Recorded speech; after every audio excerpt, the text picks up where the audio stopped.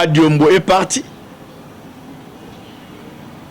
Peut-être à Bakanisson, il y a Libota Naya Kogisi Angote. Akene Koboto la moi si à Moutoumorote. Aïbakelo ka Moutoumorote. Mais pour nous défendre patrie. Dans le loi mako est simple. Si on a dit que Batango bande Kongo ya ensemble ne baza ko tepa. Oh do ya ils ont bilo mususu atoza na mbongo mo to fond ezate. Mokili oyo muto asali yango ezali Nzambe. Nzambe apesi mutu na mutu destin na ye. Destin on est pas muta mokilité et ou t'es pas yemoko Nzambe. Et puis ce qui destin on est allié à Nzambe. Ata bato mokili basangani. Basali nyonso. Ce qui Nzambe aboyi destin on est osanini et kokokisama. Okoyi koza na mbongo. Rosa na nyonso. Mais ce qui est là comme on désiré.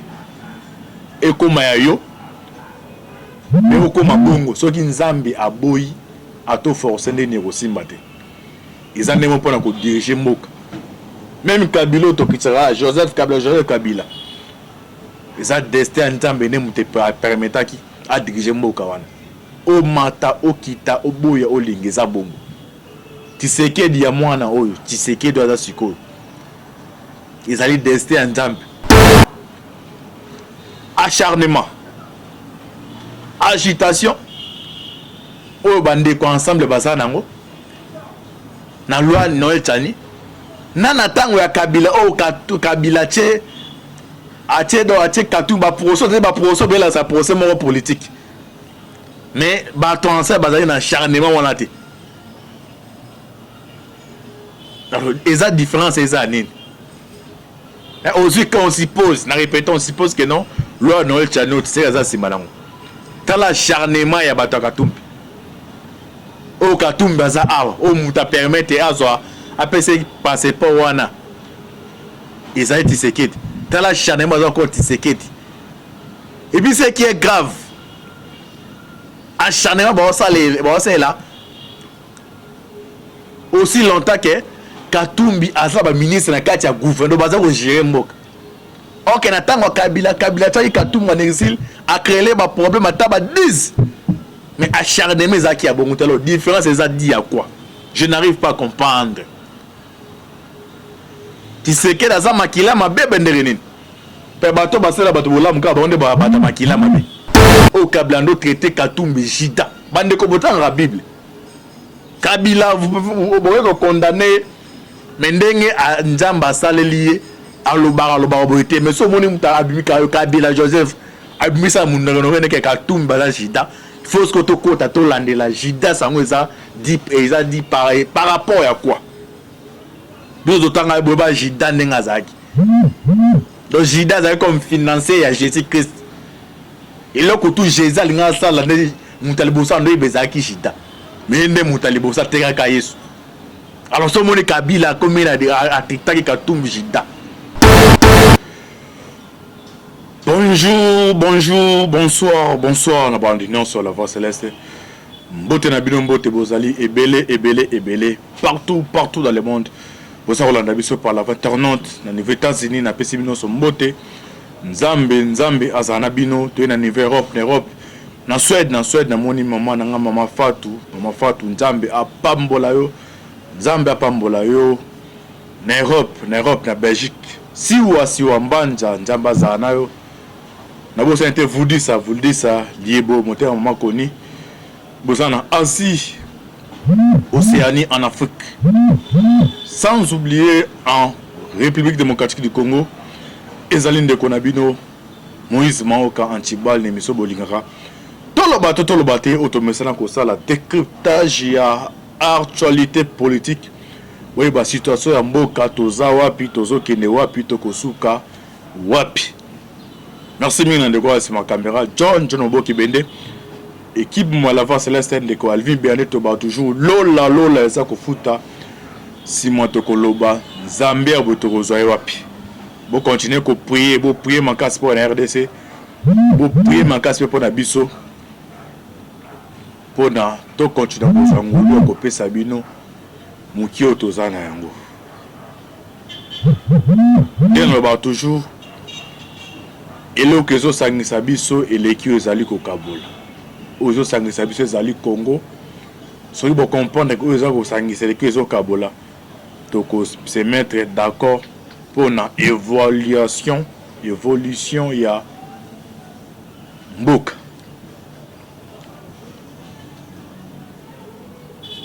Les lots Mouké auto partager biso na bino. Ezali plan. Na bien au plan ya Katumbi na Kabila pour nous renverser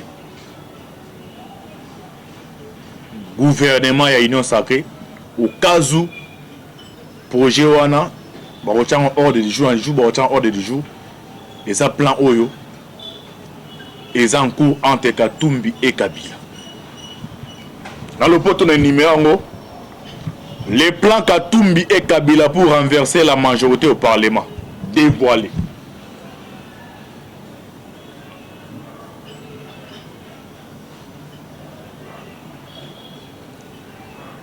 Bande konangai mboka oto uti musika makasi. Ezana batu mususu bazwa katan rotanga kelasi te pona liti oyo.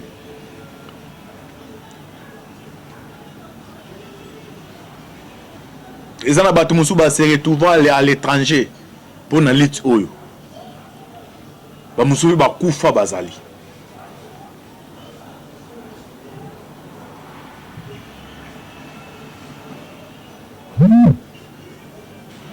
Dans le l'autre fois, mokili oyo muto asali yango ezali Nzambe. Nzambe apesi mutu na mutu destin na ye. Destin on est pas muta mokili te et ou pas ye moko Nzambe. Et puis ce qui destin on ezali ya Nzambe. Ata bato mokili basangani. Basali nyonso. Ce qui Nzambe aboyi destin on est nini et kokokisama.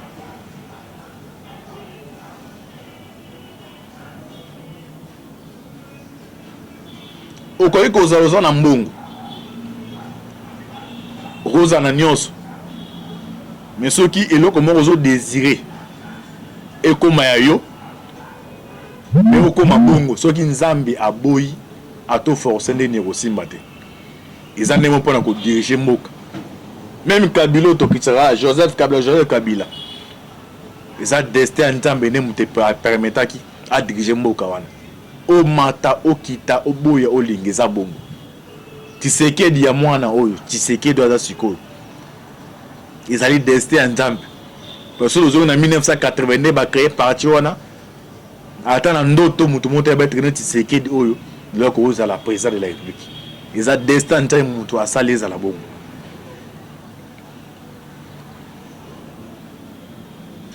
na bamboka mususu na kosenga na ba congolais faut comme ba terroriste ya kosala mabete mais terrorisme pour nous défendre islam au monde ba terroriste belé bakanga bango batia na Guantanamo l'air les américains bazoluka trace bebe sika Osama Ben Laden azali ata basale ndenge nini a dévoiler la sécurité. Ils ont ndenge moko mwana mboka fwa zala pour na partie na yazala na niveau wana. Oza ami à tel boye bon fandi bon meli monsieur comme likambo ya partie ata ba personne il faut défendre patrie. Kadiombo est parti. Peut-être à bakaniso za ipona libota na ya kogisi yango te. Akende ko boto la mwasi ya mutu moko te. Ayiba keloka mutu moko te. Mais pour na ko défendre patrie. na loi moko eza simple so talika batango bande kongo ya ensemble ne baza ko tepa oh do eloko ya iza bilo mususu yo atoza na mbongo mo otufanga ezate surtout histoire ba etufaka toza na mbongo ndenge nini.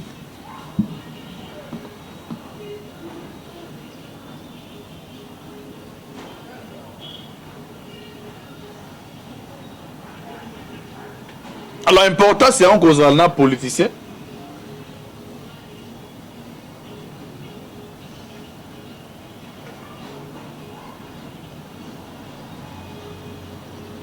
Na cause militaire. Alors na kati ya démocratie. Un politicien, un militaire, mouto aza ou aza le plus dangereux ou aza politicien.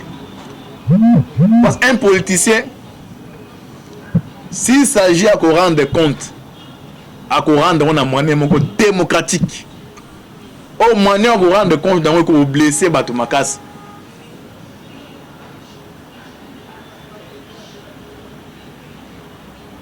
On suppose que loi ou tu sais que c'est malango. Alors zoa acharnement.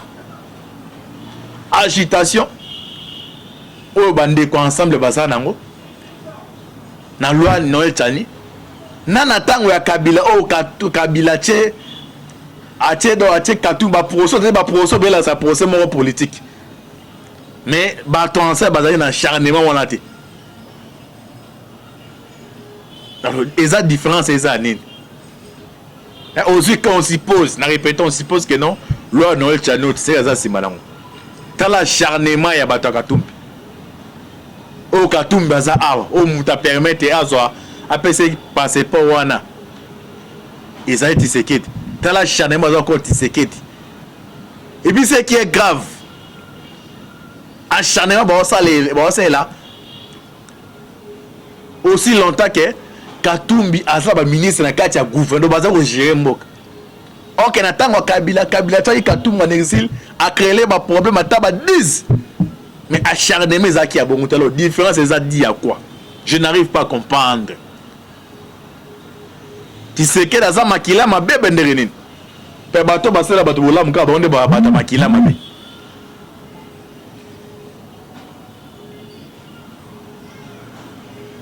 Alors qu'il y a 1000 manières. Ok, n'engaye na pouvoir. Ata pression bon c'est toi bon c'est pas moi quand on ça mantibal et bon ça c'est une voter ça pression suppose mais cette pression il est passé dans le bureau donc makambanga ça a été on va voir ça après peut-être dans ngondo oyo peut-être c'est que des choses il peut faire la politique dans on a ko ba que non da deux ans ilikani oyo parce que on a basé la coalition na Kabila dans deux ans ilikani ko propose dans ce cas là ce que côté ce qu'on espère bien à contre là que non.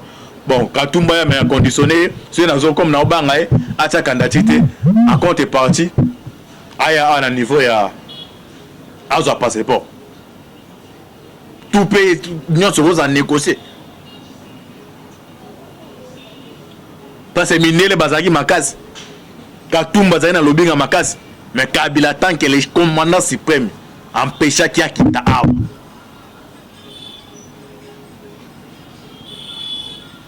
Tu sais que les personnes ba mané wana rosala acha ba calculement politicien que non dans ce cas là comme je perds les bato musuba kaza je perds de Katumbi na ça na nous à la veille mon ami na conditionné retourner il y a na PC passeport pour na za candidat tout ça na politique nous c'est ça mais dès que tu as du pouvoir en pleine coalition avec Kabila au Kablando traité Katumbi Jida bande ko botan la Bible Kabila vous pouvez condamner mais ndenge Nzamba salelié à l'obara boité mais ce moni muta abimi Kabila Joseph abimi sa munano que Katumbi bala Jida il faut que to kota to landela Jida sango eza dit par rapport à quoi nous autant boba Jida ndenga zaki donc Jida c'est comme financier à Jésus-Christ et là que tout Jésus linga sala ne mutalibosa ndo bezaki Jida mais ne mutalibosa teka ka Yesu. Alors ce moni Kabila comme il a TikTok Katumbi Jida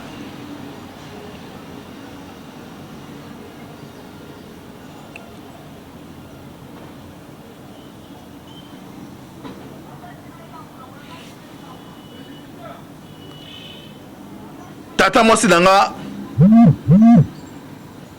ayebisanga lisolo moko abike non soki mama oyo aboti yo azala motoli ya kindoki be ya trahison à moins que papa ko komba soki mama aboti yo azala motoli ya kindoki na ya trahison etingamaka na génération wana surtout so boza na vie de prière makasi te yo connaît kolanda yo génération de génération. Alors si vous suivez histoire ya Katumbi, papa ne juif alongwe kuna nde bando me maltraité bango aye na Zaïre akuta ina mama ya Katibeka to aza congolaise abalie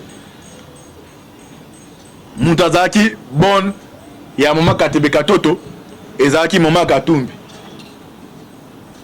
selon les informations conditionnelles.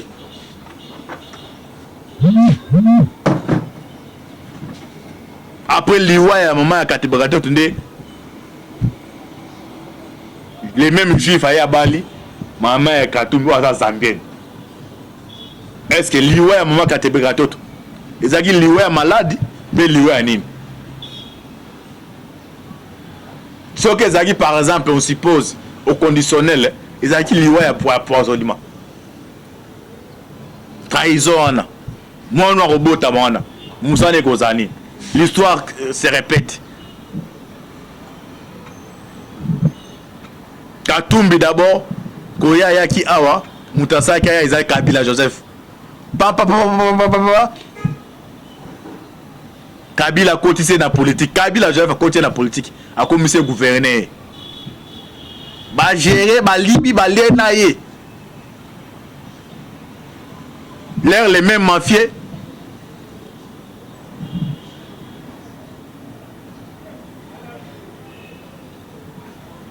Ba PC Katumbi goût ya pouvoir yende mutaleboso aki ateki Joseph era longwe pa ya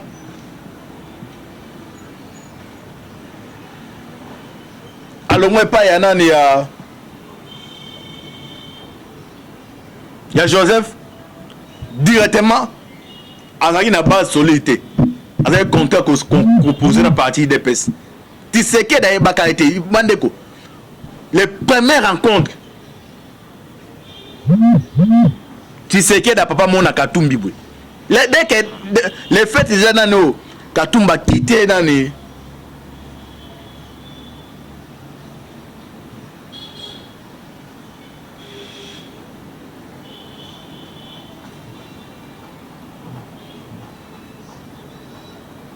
a quitté Kabila.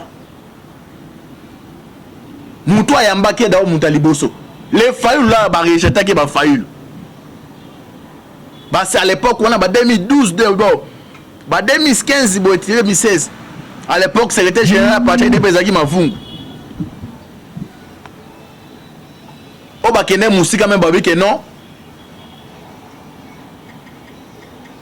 Tu sais qui dit Azumbo Wakatumi pour la tête à partir des PS. À l'époque Diabo on a eu des PS.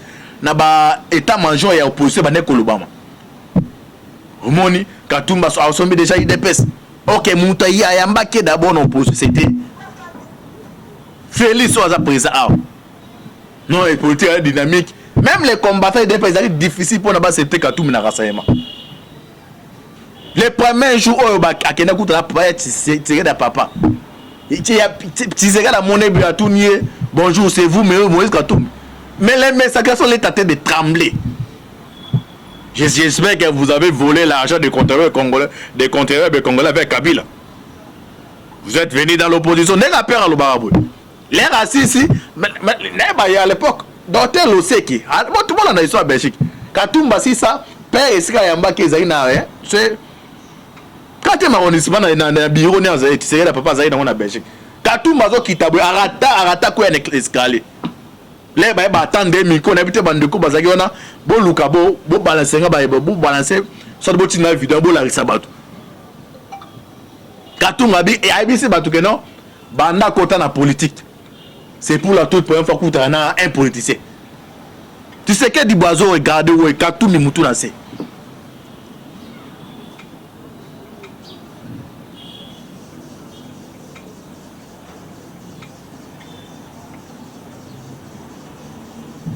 Babandi lobbying ensemble na Tshisekedi. Tinde baza ko voyager fait ça mon passeport on Katumbi osela. Hein? Tshisekedi ye ba ça lobbying. Ba tambola bakina na bakedo ose boina Katumbi. Ah mon passeport Katumbi osela. Est-ce que zari passeport ya ba congolais? Yo bandi pete yo siko ba piso mbongo we bi histoire te. Pate biso tozu ta mon passeport en boité. Soit na réseau sur bon réseau passeport falsifié mais Tshisekedi ba que diplomatie. Na Katumbi fait ça bis oye Katumbi fait ça d'autres mon passeport wana. Osa si fait s'il est le chef de l'état. Il a peur de Katumbi. Na ba preuve vraiment mon abou. Mais l'histoire se répète. N'enchaîner oui histoire ne s'est passé. Les loyo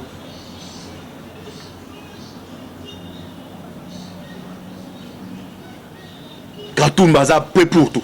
Alors to continue na plan. Na habité sori peut que permettre to zonga. Plan wana ndeto ba discussion ça en cours.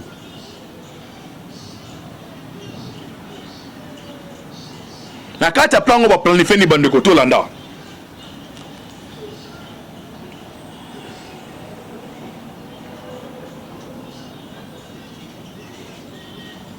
Le plan de Katumbi et Joseph Kabila. Si tu sais que de perdre l'Assemblée nationale.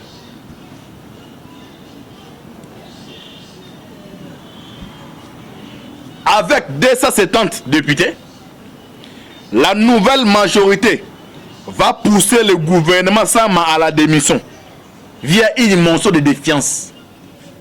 Parce que pour l'instant,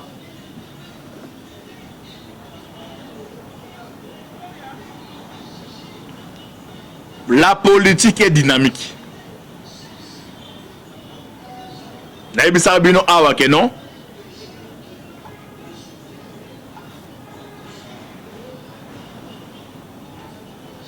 Na 2023, ba candidat Bakoki, soit Balingaki, Bazala Misatu. Trois coalitions lignées Salim. Bemba et Tshisekedi, Katumbi et Kamere, Fayulu et Kabila. Na Bemba et Tshisekedi, candidat, Katumbi et Kamere, Katumbi candidat, Kabila et Fayulu candidat. Maintenant déjà, loi Oezoya, si ça veut que nous avons ils ont adopté, Katumbi est écarté, à vous obliger à composer na Kabila. Parce que Kabila n'est pas il y a comme les gens moutou. Mon moutou a fait un rêve et pas. Donc il y a tant de chez les cani. 18 ans, ils ont ma passe, moi coco. Ça t'a le cas travailler moi cinéma ils ont ma passe. Mais nous allons mettre pour politique et Afrique et ça les ma na unité. Et ben d'abord sur le plan international. Donc Kabila pour la zone sous dans le niveau il y a des départements américains dans Magambo à ça là c'est tout ils ont problème parce que ba contrat d'abord ba diminuer ndenga tiki na ba ba monde ba pèse ba avantage de ba adversaire américain donc pour na ba ka voir na ba moi olive ba moi c'est les messages ça dans zone sous donc quand les a déjà carté azo obligé à composer na bato. Alors pour l'instant bazana dio mon co préliminaire ils ont entre Katumbi et Kabila pour nous renverser majorité. Pas pousser Tshisekedi la dissolution ou soit cohabitation. Bon ça nous sommes calculer. Mais bien que na une année d'omra 2 ans pour na Tshisekedi. Déjà Ali Oyo gouvernement Samba Lukonde et su élan il y a que décoller malam pour nous freiner sur le plan politique. Sur le bassin de défiance crise écoute dans le gouvernement des scandales tant nyonso na ils ont perdu ils ont profitable na bango pa bit na boza nini distraction et entre plan les abos disons c'est entre coalition FCC cash et ont sont union sacrée dans ces cas là tant au coalition FCC cash va perdre qui les mêmes temps coalition union sacrée va perdre échec ils a Tshisekedi en 2023 Tshisekedi a qui moyen au travers madame na Kabilate même ils sont en union sacrée dans ces cas là on va sur l'engagement politique na attaque c'est déjà que non je ne sais pas non soana donc le perdant ka Tshisekedi attends c'est on a essayer que là ça que non nazari na difficulté na ba bi peuple congolais balamu plan ngweza ngwana alors to ko tsheba le bolanda plan wana ndingo salima tu étais permanent était aux à des épisodes bolanda avec des 170 députés. La nouvelle majorité va pousser le gouvernement Sama à la démission. Il y a une dimension de défiance. Bien entendu, ensuite, nous allons revenir à la cohabitation, cette fois-ci, sans le ministre IDPS et INC. Mais que non, tu sais qu'il y a une cohabitation. Parce que tu as une cohabitation, il y a une transaction entre tu sais que dans Kabila, Chada, qui est un non. Ce qui IDPS, bah mon a que non bus na bongo simba coalition simba te to que na cohabitation. Tu sais que la cohabitation a bomi coalition a que na union sacrée. Alors quand tout le monde va poser tu sais que dit a que na ni na tu sais que na cohabitation. Bah oui tu sais que na robot. Là robot que na niveau nini na dissolution ensemble sera dissoudre. Pour l'instant et ça likambouya mandat de sécurité bon ils ont préoccupé bon ya ngwana alors on comprend des dégâts à Kindoki ya congolais donc Kindoki ya congolais donc comme yé azate comme intérêt les athées monde union se base à sacrifier y compris la crise aussi à Covid-19 dont montant aux à la lâcher lyncher désavoué par les Congolais à Tshisekedi. Bakaki d'abord non c'est ça moi.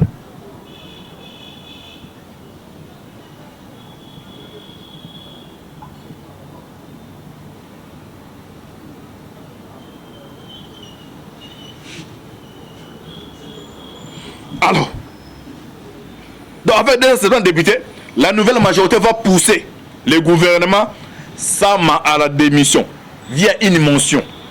Bien entendu, ensuite, nous allons revenir à la cohabitation cette fois-ci dans les ministres IDPS et INC.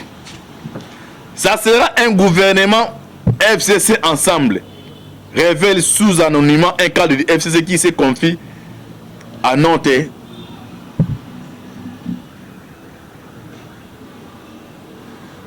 Laboratoire. Kabila et Katumbi qui réunit compte au total 200 députés, à savoir 130 pour le FCC et 70 pour ensemble. Tenterait de mettre en place un plan Kabila Katumbi en vue de répandre à Félix son actuelle majorité à l'Assemblée nationale. Ces plans seraient élaborés par les stratégies FCC et d'ensemble. Ils seraient archivés lors des activités d'évaluation du gouvernement Samba Lukonde. Dans exactement 5 mois, en film la même source. Donc vous allez élaborer Plawana et à côté ensemble, tête dans chapeau dans au Katumba pour l'instant, il est maintenant à Kinshasa. Olivier Kamitatu. Côté à Kabila, à Tchenan Onani, Adolphe Lumano, il a lâché des choses déjà en cours. Alors, Ngonga Yangoyo. Beta major ya Tshisekedi a interpellé Auguste Kabouya. Na bitumba politique, ils ont deux volets. Volet à terrain, na volet à communication. Katumbi na Kinshasa wa. Aza na base moko eza solidité. Mais le gars permettre voir néo kanisali comme communication. Il a mis des moyens. Il dépasse ça sous partenaire ils a été parti opposition au bac nombre exact mais ça va moyen Ba musu baza na terrain, ba musu baza na communication. Ata 50, même si s'agit par semaine, oh, 1000 $, pour nous. Et ça, il y a un monde entier. Soit vous avez toujours l'esprit, il y a politique archaïque qui a que non, les gens vont se débrouiller dans la manière bango. Maman a été kakaboulini, foufou. Na makanisne loi Tchani, et ça loi Tshisekedi, et puis kate katum. Par le fait que, batoa ba ole kalake belé. Baza makaste, baza mouké na commune, baza mouké na terrain, mais na communication basé belé. Voilà bango za koyokana. Alors vous êtes maintenant parti au pouvoir. Tshisekedi est le chef de l'État.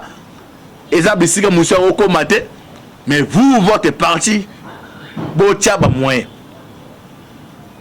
Ça, la mobilisation générale, c'est à mon côté.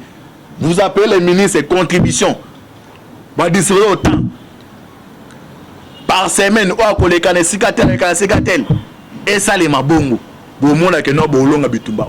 Monsieur Boza toujours d'esprit à Kala. Que non, nous l'IDPS, tout ça à la base, yomo ça non, et aussi mbaté. En politique, ils ont bitumba, ils ont la communication, ils jouent à Gamakas. Ils ont bisika musus oyo. Télévisé ça raté dans Congo. Voyez le bané yo kana kunate. Monsieur communication mo isa ya bango ba sala wana yo kani. Tshisekedi déjà présent. Vous êtes là, alors elle pouvait être en danger. Les messieurs de Katanga, il a mis des moyens. Il a mis des moyens pour imaginer. Il a mis des moyens. Pas communiquer sur tout. Bazar a moyen de transport, bazar a moyen de motivation. Pour les amis Tumba politique. Quand Dieu est parti, Dieu est parti. Bon, bazo communiquer ana. 2 ans vous a parti au pouvoir. Il marche à pied, à communiquer, à tamboli bebatou ba monae. Mais à la Congo ata le la police ça ndengenini. O arma ça ndenini. Ba criminel bon ça toujours. On ces gens là ba ça ba moyen. Bon utiliser des tactiques. Cette tactique a été mobilisée pour qu'il y ait un voie invisible. Voie invisible par rapport à un criminel, soit au tchaba poison.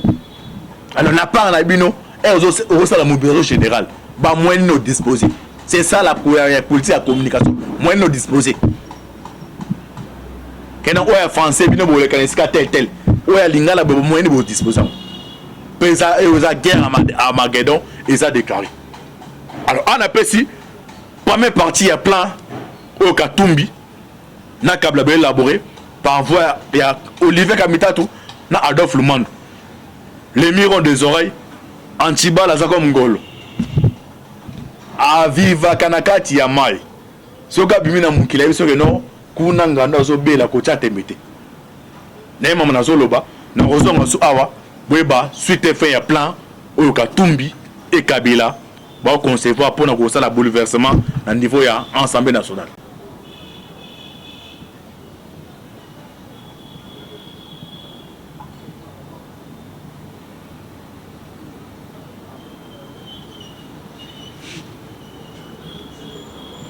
Alors, donc avec 2 députés, la nouvelle majorité va pousser le gouvernement Sama à la démission via une motion. Bien entendu, ensuite, nous allons revenir à la cohabitation cette fois-ci dans les ministres IDPS et INC. Ça sera un gouvernement FCC ensemble. Révèle sous anonymat un cadre de FCC qui se confie à Nantes.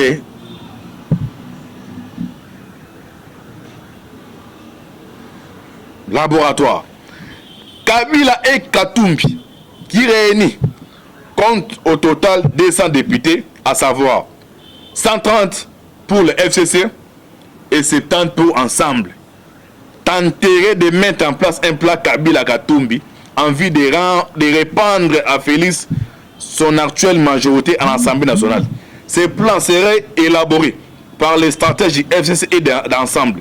Il serait archivé lors des activités d'évaluation du gouvernement Samba Lukonde dans exactement 5 mois, affirme la même source. Donc vous allez élaborer plan wana et à côté ensemble tête donc chapeau nango au Katumba pour l'instant il est maintenant à Kinshasa Olivier Kamitatu côté ya Kabila achenan onani Adolphe Lumano il a lâché ba des choses déjà en cours. Alors ngonga yango yo beta major ya Tshisekedi a interpellé Augustin Kabouya na bitumba politique ezaka na deux volets. Volet à terrain na volet à communication. Katumbi na Kinshasa wa aza na base moko eza solidité.